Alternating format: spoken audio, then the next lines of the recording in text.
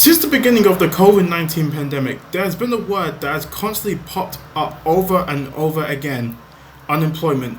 This week, the Office of National Statistics revealed that 5% of people who are eligible to work are currently unemployed, which equates to 1 in 20 people. This is the third highest number that they've recorded since the beginning of the pandemic, with the highest number being 5.3% in the fourth quarter of 2020. You might think those numbers are concerning, but spare a thought for Britain's autistic population. In the 2024-25 financial year, only 34% of autistic people were in any form of employment, despite the fact the National Autistic Society revealed that 77% of people are willing to work with the condition. Joining me to talk about autism and employment is Claire Johnson, a woman who helps people who are neurodivergent to get into work. And this interview, I asked her whether you should tell your employer if you're autistic if you're bound to get an interview.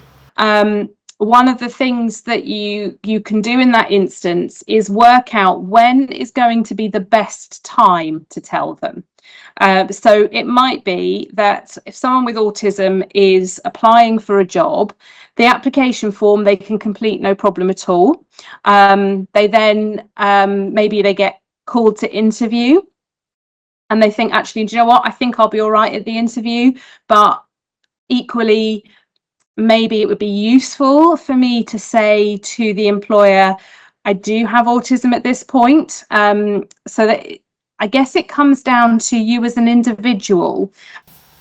Now that we've spoken to someone who helps people who are neurodivergent to get into jobs, how about we speak with someone who's neurodivergent and has a job? I spoke to Susie Bowerman, a lecturer at the University of West London, to discuss what it's like to be neurodivergent and be employed. It impacts me day to day and maybe some of the less or some of the more challenging parts of the job. So I have combined type ADHD. Combined type ADHD means that I have hyperfocus and I have inattention.